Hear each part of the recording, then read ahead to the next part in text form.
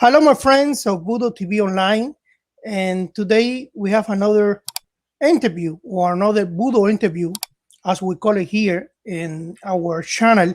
And we are very honored today because we have the chance to interview an amazing Aikido sensei. And it's a person with a great career in Aikido and Budo in general.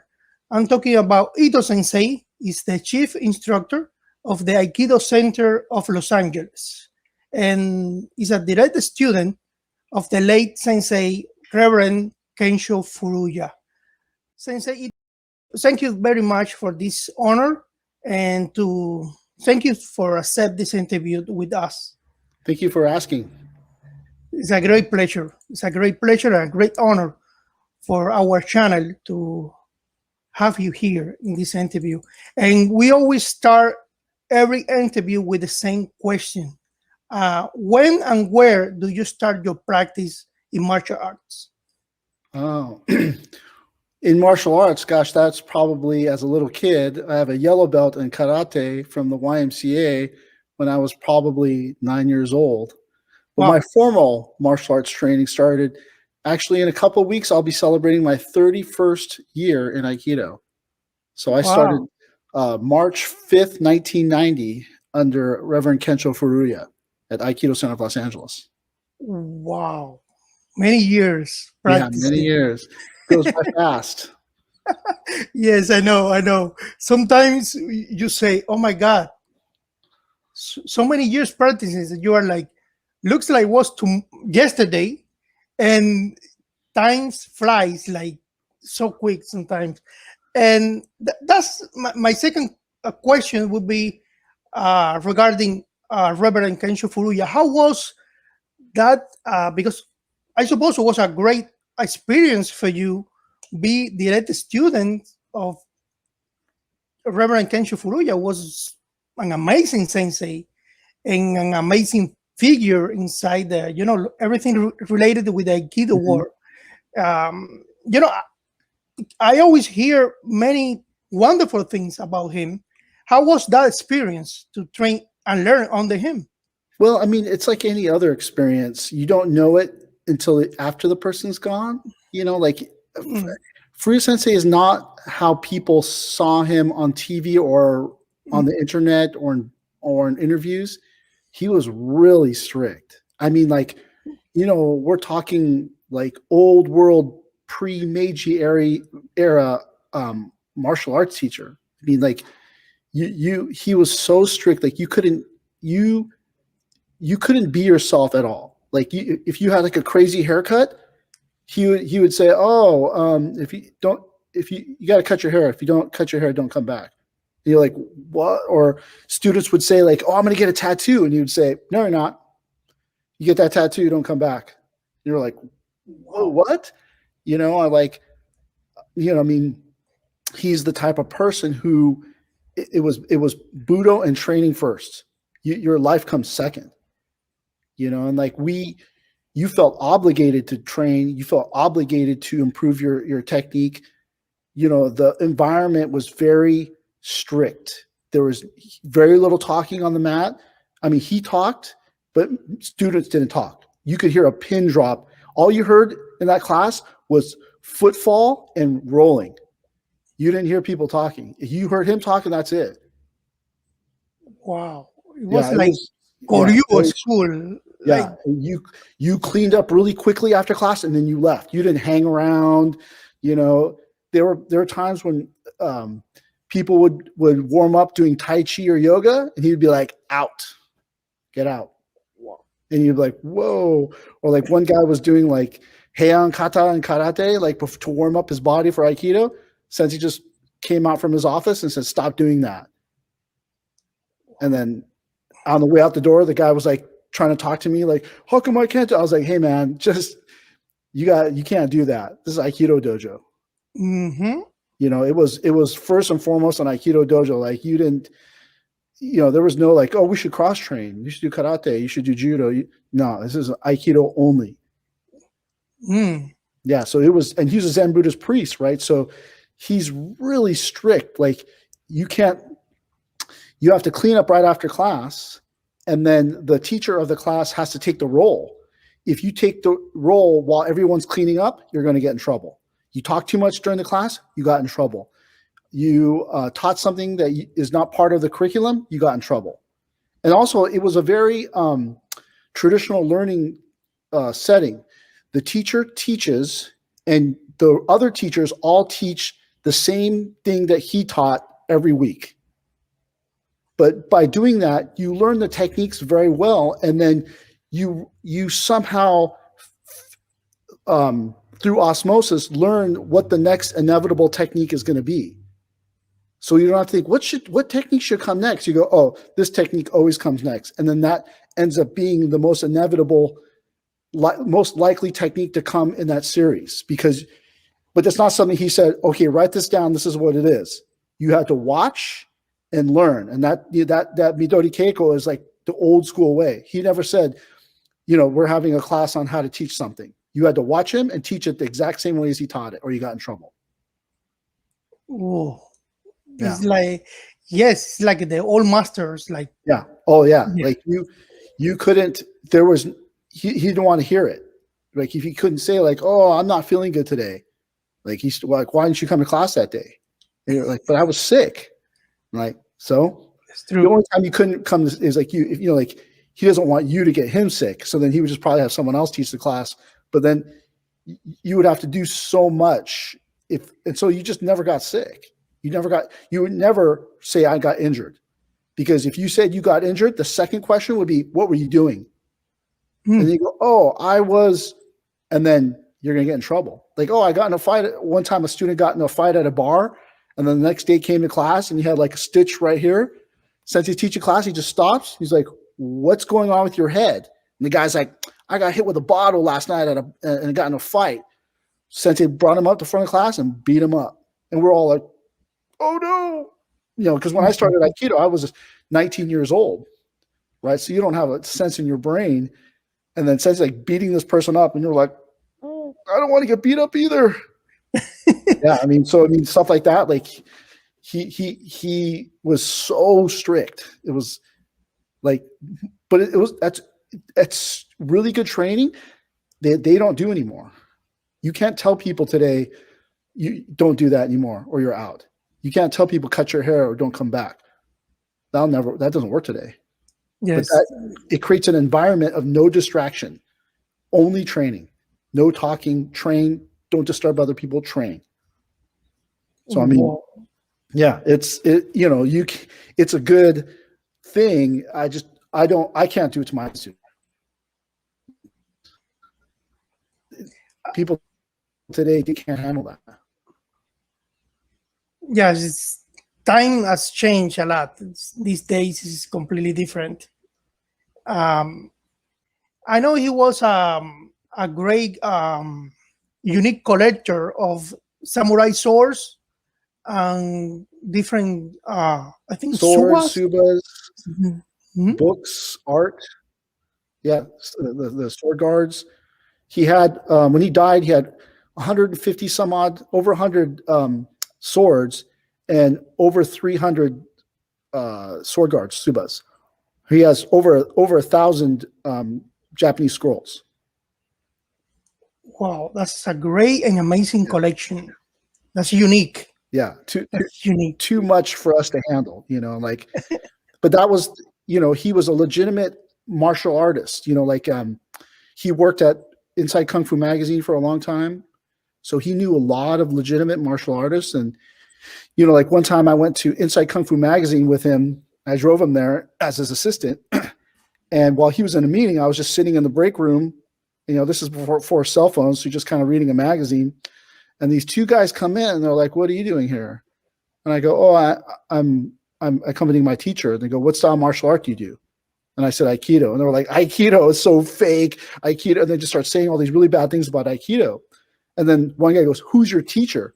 And I go, oh, Reverend Kencho Furuya. They're like, no, you know what? Aikido, they said Furuya Sensei is a real deal. That's legit Aikido. We got to go. And I was like, oh, man. But that's not the first time that happened. Several times meeting high-level martial artists, kung fu, Japanese and Chinese martial artists, they would say, "Oh, Furuya Sensei is the real deal martial artist," and I would be like, "Okay, I don't know why you're telling me this," but yeah, I he was. I remember many years ago, I was living in Cuba when I came from, and somebody sent me a catalog for martial art videos. And that time there was the tapes. There were no Mhm. CDs. There were tapes. And Yeah, I remember in that catalog was the complete collection of Reverend Kensho Furuya. And of course, at that time I could not buy any of the, any yeah, videos. I was living there, but I was so amazed. I was seeing the photos and the covers of the videos, and I say, "Wow, this sensei looks like." When you see these photos, you see the spiritual way. Something in that photos like says, "This is a true sensei. yeah, This is a power here." And you know, time flies by, and I came here to United States, and later through our mutual friend Ryushin uh, Sensei, he said, I know Ito Sensei. He was a student Kensho Furuya, and I was say, oh my God, I remember that time in Cuba. I was, I remember, and I said to him, I have the photos with the videos, and he said to me, Ito Sensei is a great sensei. You know, is he always talking very high about you and the tradition that you continue in your dojo, the teachings, of course, mm. of Reverend Kensho Furuya. I know the dojo was in a different location before, right? Yeah. It was a mile and a half south of its current location. The day that they broke ground in the dojo that I'm in right now is the day he died. Oh, wow. Yeah, the day they started construction is the day he passed away. Wow. I know soon there's going to be a service. There Yeah, will his be memorial service is in like 2 weeks. 2 weeks. I know about that because our friend Ryushin told me about that. And that service, I was checking something about the service. I think it's gonna be on Zoom. Yeah, Zoom. Zoom. Here, the dojo. We're going to be in the parking lot, Huh? and the Reverend Kojima from Zenshuji will be doing the memorial service inside the dojo. Yes, that's how Ryushin that was telling me about. Probably Kojima Sensei gonna be Mm. the person in charge of the ceremony. If you agree, I would like to, if you approve, of course, I would love to put on the description of this video the links. Maybe Yeah, people could, yeah, see the service, maybe have the chance to see that ceremony. And because not everybody is maybe have the chance to see something like that. Like, yeah, because there's the difference, and sometimes I say that and people don't understand.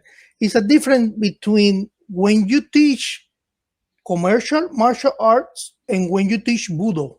yeah, It's a different there. And yeah, when I learned Daito Ryu was very strict, was the same way Sensei Furuya teaching and teach you in the dojo was very strict. I used to it, that's the way I learned Daito Ryu. But I always promote that kind of, tradition, education in the Budo. And I think it would be great if the people could see something related to yeah. this, especially in this ceremony and, regarding uh, Reverend Kensho Furuya. I think it would be great. If you approve, I would put it Sure. on Yeah, the that's no description. problem. Most people don't honor that person at Obon time. Yeah. They don't. And how many people have like a ceremony for O-sensei's second doshu or their own teacher? Like every year we have a ceremony for second doshu's passing, O-sensei's passing, and our own teacher's passing. And that, like it's hard, but that's the only opportunity that you have to give back and say thank you to these people that have given their lives for you to get this thing, and that's the hard part about that's what people don't understand about traditional martial arts. Like there's 3 types of martial arts that most people don't really understand exist within one martial art. There's teaching martial art, there's training martial, well, there's 4, I guess. There's teaching, training martial art, there's demonstration martial art, and then there's, I don't know, you would call it like street fighting martial art, right? Mm-hmm. And they all exist within every art. So when you see Aikido, people doing Aikido today, a lot of that is just demonstration Aikido. You can't street fight with that, but it looks great, Mm-hmm. but no one's going to break fall for you, Mm-hmm. and that you can't mistake one for the other. You can't train in demonstration Aikido and then think that you're training in traditional or training Aikido. And then that's a different way from teaching Aikido is in how you teach someone how to teach Aikido.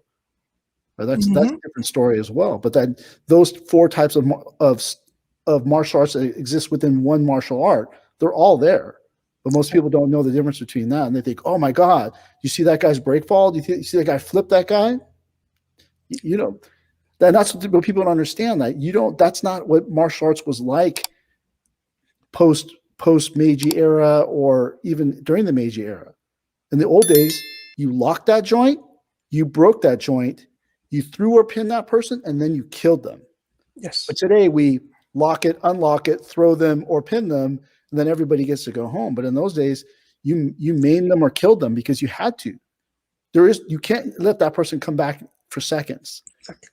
But today you go, and then everyone does these things, and that's a story for a different day. But that's martial arts, right? Like you have to understand that there's 4 different types of martial art that exist within every martial art, which is training, teaching, demonstration, and more realistic stuff. Yeah. Street's kind of a horrible word to use, but more realistic or fighting style.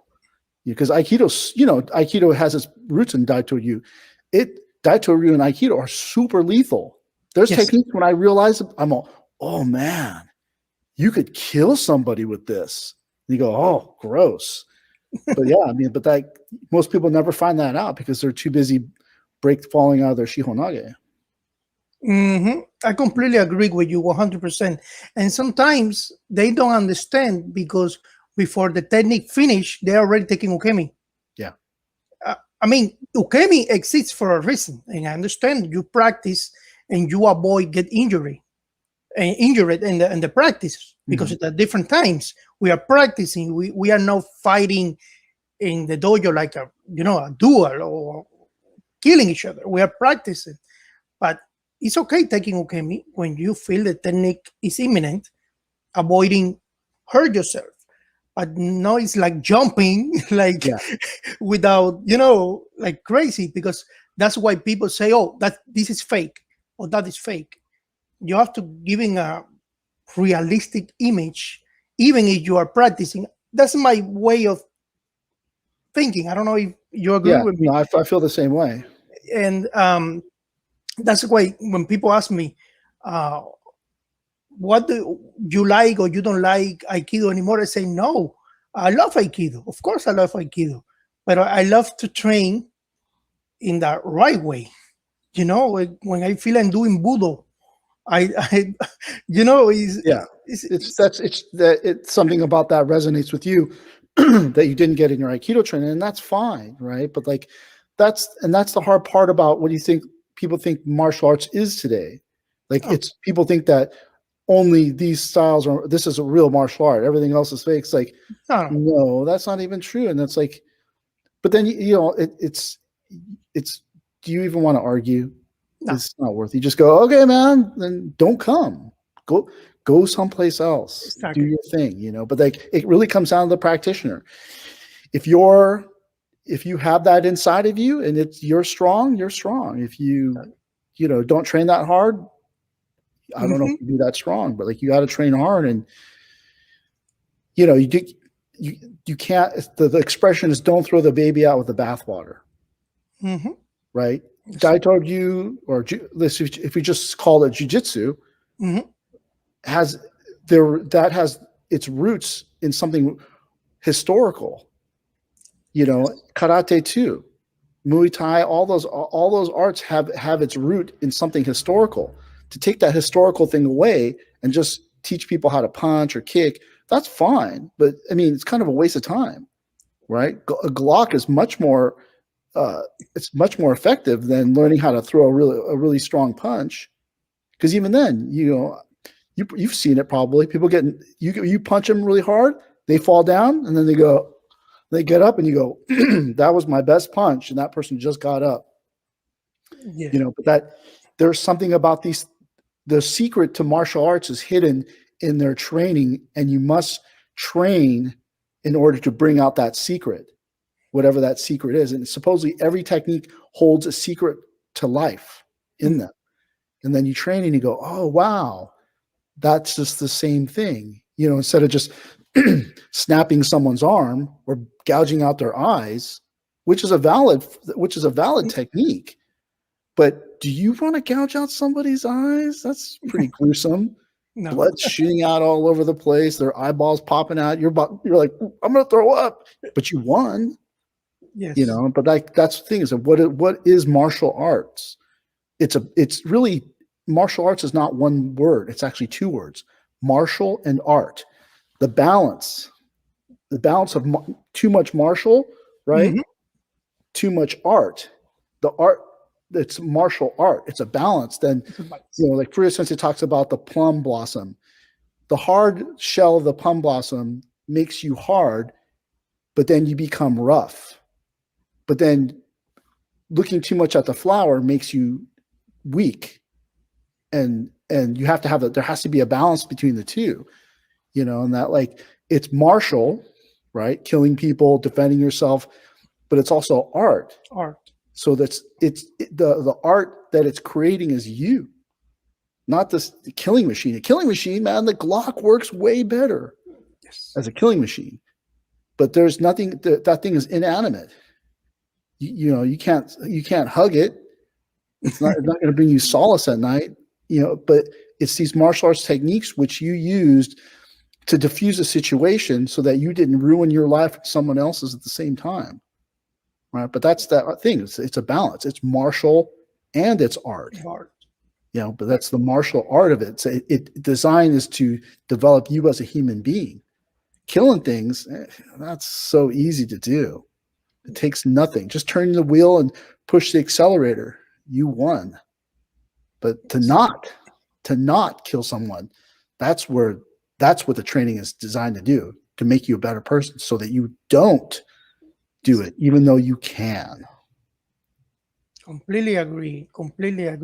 And especially these days with the laws and criminal records, you cannot go like, killing people or breaking bones like you're in a movie. That's what I always wonder about, what happens to these people the next day. One of my students has a great quote. He always says, and then what? And then what? You kill this person, and then what? You're today on social media, where are you going to get a job? Mm-hmm. You molest these kids, where are you going to get a job? What are you going to do after that? Then what? So you did all these things, then what are you going to do? Where are you going to work? Where are you going to live? How are you going to? Then what? All because you can't control yourself. You have no self-discipline. Mm-hmm. Nice. And these days, many people go and do something in the street. They record it like there was a big deal. Yeah. And then that same video is a proof against him in court. It's a record for life. Yeah. And that, but if you believe all life is sacred, then taking it is a big deal. That you're supposed to honor our opponent, because what it took for that person to face us on the battlefield opposite us is the same amount of energy, time, and training. They just happen to find themselves in that same unfortunate situation where their team says, kill that guy, and then you got to fight. But you realize, like, we're just pawns in the game. And so I don't have to hate that person. And that I took their life not as not lightly, and it's not a celebration. You mourn them because what it took to make them eligible to face you on the battlefield is what it took to get you to be eligible to face them on a battlefield. And that's to be celebrated. That all that time and training, 20 years of learning how to punch and kick and cut and do these things, and then in that one instant, it's gone. And then instead of celebrating it, dancing around, spitting on them, doing whatever these do, you mourn them and you think, oh, man, like what a waste. And then you realize all life is precious. It could be taken away like that. And then, so should you snap this person's neck? Should you start this trouble? Should you cut this person off? Should you? No, man, like that takes no discipline. The martial arts is all about discipline. That's true. That's true. And it's funny because a couple of years ago, I have a friend of mine, he's a karate sensei, and he gave me as a present a big box full of books and magazines, regarding martial arts. And one of the books, was one of the books of Reverend Kensho Furuya, Kodo. Yeah, Kodo. Yes, I have it, and I read it sometimes. Once, twice. Reading and learning and trying to, I have many books here, trying to always learn for different senseis from different perspective and way of thinking or the way they see Aikido and different martial arts. And for me, that book was amazing because it's not only about other books, only about Aikido. It's about Budo. It's a way of living. And in that case, for example, you were a student for many years. Now you are in charge of the dojo. What is the difference maybe between the way in your dojo you teach compared with other dojos? There is a difference? Other dojos or Furuya Sensei's dojo? Other dojos, it's hard because it becomes a for-profit business. And we do it too. Everyone does it where you go, should I kick this person out? I'm barely affording rent. And if I kick this person out, I may not be able to make rent. But, there's a famous Buddhist story about the one student who's lazy and all the other disciples hate him. He doesn't do any of the work. He doesn't do anything. And then the teacher says, you can all leave. They go to the teacher and they say, we got to kick this guy out. And then the teacher says, you can all leave, but that's the person who needs it the most. And my job is to teach that person till the day I die. So you can all leave, but that's the person, and so you try to get through to each and every person, you try. So for what's different, I think for me is that I'm more about like the inspiration, I know that some of these people will stay a long time to become teachers, but some won't. And so for me, it's really about like inspiring people to be better. I always say that I'm trying to be a mirror which reflects on them a better version of themselves. And so I try to do my best to not jaywalk, not do something bad that they're going to go, wait, you said not to steal and then they caught you stealing. And, I know, but it was a good deal. It was an opportunity. It was worth a lot of money. And, no, like you said not to do that. So don't do that. So I try not to do that. Not that other places aren't like that, but I really try to teach Aikido as a martial art first, then as a spiritual vehicle second. And I don't know if other people do that because I trained with Furuya Sensei for 17 years and 1 day. He died the day after my anniversary date. Oh. Right. So I trained with him for 17 years, the ups and the downs and the people telling me, you should just quit. You should just, haven't you learned enough yet? And I'm like, not yet.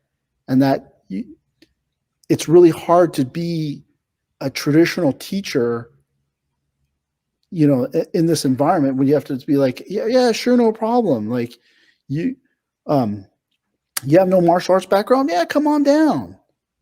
You know, you're kind of a weird guy. Yeah, sure, no problem. My teacher had been like, you're kind of weird. Out. You don't want you burp in class? Out. You don't listen? Out. And you're like, and you know, for him, it wasn't a business. For him, it was, you are training in a traditional martial art. You must act accordingly. That's true. You know, and That's so true. I don't know how other people do it. And that's maybe what the problem is that more people are being trained in traditional arts by people who aren't trained to be teachers. You know, that we, you know, like I said in the beginning, we learned a method of teaching, which is the old way, which is watch and learn, copy what I do. Don't innovate, copy what I do. Today, you're like, oh, I've got Shodan. Yeah, I know people that teach martial arts that don't even have a black belt. Mm-hmm. They just started their own Aikido school and then went, you know what? I'm going to call myself a black belt because I love Aikido. And then they watch Furuya Sensei's videos and they teach based on his videos. And I go, but the videos only show barely the form. You're going to miss so many nuances that you're going to need that your eye may not be trained to see where his foot is landing or what his hand is doing. And then you're teaching people things which they're going to possibly use to save their life in a predicament. And then isn't there something wrong with that? But that's what I think the main problem, which I probably shouldn't say, is that a lot of people are being taught by people who aren't qualified to teach. But what are you going to do? It's the day that we live in. You want to learn how to do something, you go on YouTube and some person shows you how to unclog your drain. You're not, but the thing is, when you unclog your drain based on the video you watched on YouTube, you don't think you're a plumber. Mm-hmm. Today, people watch a video on YouTube and they think they're a martial artist, a fighter, this guy. No. Like Mike Tyson said, everyone's got a plan because you get punched in the face. Once you feel that fist to your face, some people, I don't want to be a fighter. Yes, but, completely different. Yeah, it's completely different. But that's the hard part. Like when you unclog your toilet, you don't think you're a plumber, but people watch a video on Aikido and they think you're an Aikidoist. And you go, dude, like what you're watching is not Aikido. Mm-hmm. You know, that you're watching demonstration Aikido for a demonstration. For demonstration, yes. You know, like Sensei used to jig up a piece of bamboo and break it with Nikkyo. And you think, whoa, that's crazy. Furuya Sensei said he tried it. He said, I jigged up bamboo in my backyard and I was struggling and I broke it. But then I broke 2 of my ribs. Oh. So, but I mean, if you could jig up a piece of bamboo, I don't know, he didn't say how big it was, and then break it with your Nikkyo, man, you could, that's, nobody's talking about stuff like that. You know, but like that's that level of Aikido that you're not learning by watching it on a video, by seeing somebody demonstrate it in a seminar or something. But that's the hard part with modern things and modern people, modern technologies. And that's why I said, don't throw the baby out with the bathwater. You can learn Aikido from a videotape. And people have, like you referenced Furuya Sensei's videos, several times while he was alive, we would get these videos in the mail of people doing the techniques from the videos. And it was incredible. There were people that were so diligent. Like one guy, he's like demonstrating the technique. He goes, and this, and then you move like this, cough, da, da, da, da, da. And we're like, what did he do that for? And then when you watch Sensei's video, there's a moment where he coughs, but the person followed it so closely. They're like, and then the cough, da, da, da. And you're like, whoa. But, you know, they would send Sensei these videos and they were incredible. These guys from the Bahamas had taught themselves Aikido from his videos. And that we hear that all the time about his video series because it's so thorough. But, you know, of course, they miss the little nuances, but it's incredible, but it's not perfect. And the only way for it to be perfect is to train under a teacher for your entire life. But who wants to do that for their entire life? I'm going to do it for 6 weeks till I lose 10 pounds. Like, it's not like that. Go jogging. It's better. You'll lose weight faster, you know, but like that's martial arts has become a category in the fitness industry. right? Sports, it's part of sports. It's not a sport, man. It should be more lifestyle. Martial arts is a It is. lifestyle. It is. You know, you can never. It is completely ephemeral. You can never put it down. Once you put it down, you lose almost everything. And that's the scary thing about this pandemic, right? Furuya Sensei said you could study every day for 10 years and take 6 months off and not lose a step. But how many of those people trained every day for 10 years and then this pandemic's been going on almost a year? Yeah. How much will they lose? How much will they when they go to come back, if they come back to the classes, they've lost so much. Their ability to move, how they move their bodies, move their feet, space, all those things. It'll be catastrophic. This pandemic could be catastrophic once it's over, because the effect that it has on traditional martial arts won't be known until the day after the pandemic. And you go, whoa, no one's coming back. Students don't want to train that hard. But then, I don't know, this is kind of like the great truing rod. The people that should be not doing it don't do it anymore. And the people who shouldn't be teaching don't teach anymore. And, you know, you have to be strong enough to survive. Martial arts is about being strong enough to survive. Yes. Here in Miami, we have a lot of dojos that are closing. Here too. They're closed already. And, you know, it's hard. Many instructors or senseis that put a lot of time and money creating a dojo, and now they have to close it down, or they close it down already. It's very hard. It's very hard. And actually, my next question would be regarding your dojo, because in case, you know, when people see this interview and maybe they want to reach to you, maybe they go to Los Angeles and want to visit your dojo. Can you tell us a little bit where is your dojo located in the area? Our dojo is located just outside of Chinatown. It's a mile north of Little Tokyo, where we used to be.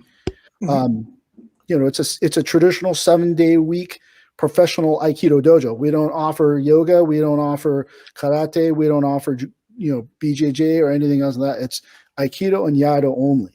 And maybe that's to our own detriment, you know, that it's that way. But we aspire to be a traditional martial arts school, you know, whatever that means. And one would hope that after the pandemic, people will still come, and, you know, people are welcome to visit. You know, we get people that visit all the time from all over the world, you know, and like, because we're traditionalists. I am the lineage holder from my teacher, Reverend Kensho Furuya, whose teacher was second Doshu, right? I can't just be like, well, and I'm also offering this today. You know, I'm gonna infuse Aikido with a different martial art just to make it more effective or more attractive to other people. I can't. I'm not allowed to do that. I can do whatever I want. My teacher's dead, but I would know. I would be the person that changed it so that everyone would like me better. I mean, you don't have to ask me. Is Aikido effective? It's effective. It's a martial art. These techniques, we could kill you with these techniques. It's effective. That's it. What else you want to know? But other people don't have that same confidence. And that's largely because they may not have trained under a legitimate professional teacher. Dude, I've seen Furuya Sensei do stuff. He skied me in the throat with a bokken. And I was like, oh. And he's like, he said, you're okay. And I was like, oh. You know how soft and dangerous it is to ski someone right here? He was doing this technique where you step back and go like that. And I wasn't doing something. And he was like, you're leaving yourself open. And then he just went, whoa. And I was like, oh. You can't do that to people today. You know, who has a skill level to? You and I poke people like that, they're going to the emergency room. No, they sue you after that. But he went like, it just went right in the soft part. And I went, oh, am I dead? You know, and then, you know, or I've seen him like go off on people and beat a whole bunch of people up, and I'm like, he's not a guy who's in shape, or like he did Nikyo on me. I thought he broke my arm. Or one time he hit my hand kote with the bokken, and I was like, oh my God, he broke my arm. It hurt so bad.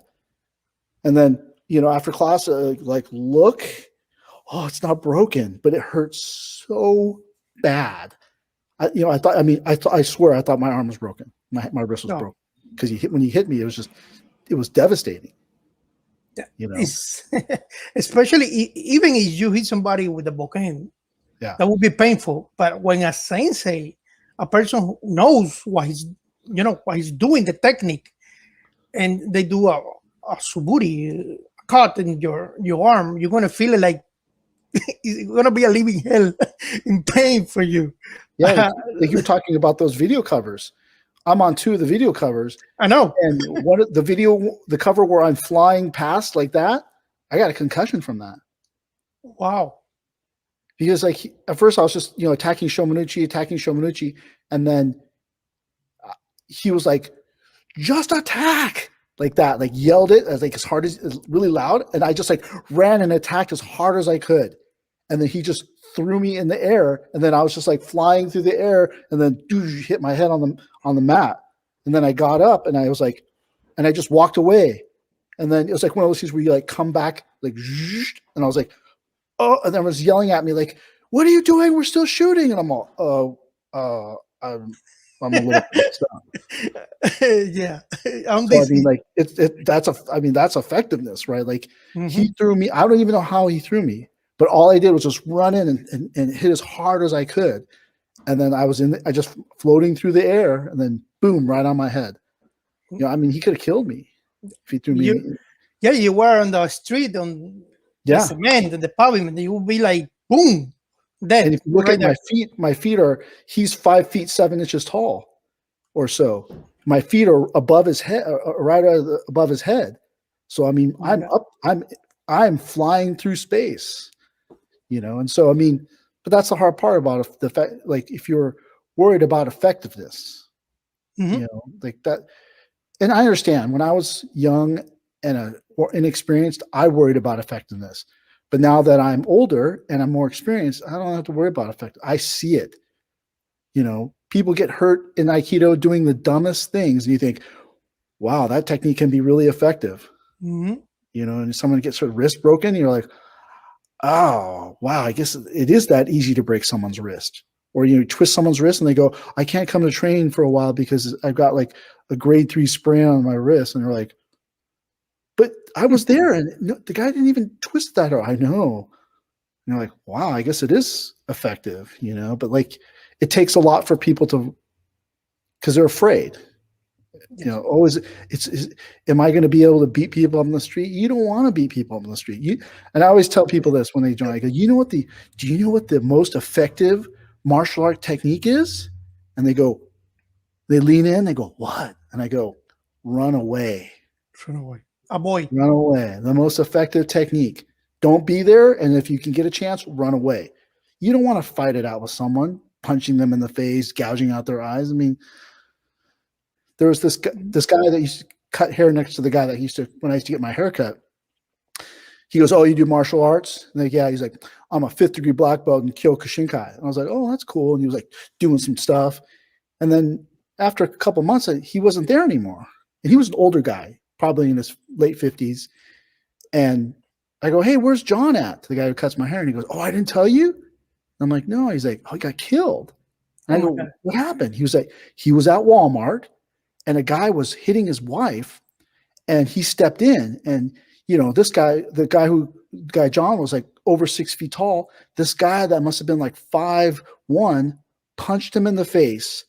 He fell down, hit his head, and then went home, went to sleep, and didn't wake up. And I was like, but that guy's a high-ranking Kyokushinkai. He's like, yeah, but this little guy punched him in the face and dropped him. And then he got a head injury, didn't know it, went home and died. And you think, what? But that's how easy it is. And so that's why the best technique is to not be there. as Mr. Miyagi would say, don't be there. Don't be there. I always say the best way to win a fight is avoid the fight. Yeah. Just walk away and try to. But people in these days, they are programmed. Their egos. Respond, attack. Yeah. And true Budo is not about that. No. It's not about that. And that would be my last question. If you want to maybe send or give a message or advice maybe to the people who could see this interview, maybe there will be Aikido practitioners, maybe martial art practitioners in general. What will be that advice or message that you want to give it to them? You got to be strong enough to survive. Right? You got to be strong enough to survive the pandemic. You have to be strong enough to survive somebody punching you in the face. The weaker you are, the less people have to do to make you quit. Is it just a word? You're fat. Oh, you quit. You're dumb. Oh, I quit. Or they punch you in the face, or they lock the door, or a pandemic happens. What will it take for you to quit?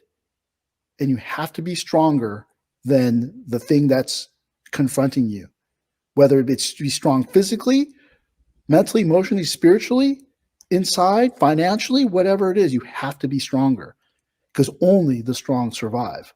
And it's not about, and I'm not talking about strength. I'm talking about your heart. Can you be strong enough to weather the storm? Right? Oh, the someone wrote on Facebook that I'm dumb. Oh, I quit. Aikido's fake. I quit. Someone punched me in the face. I quit.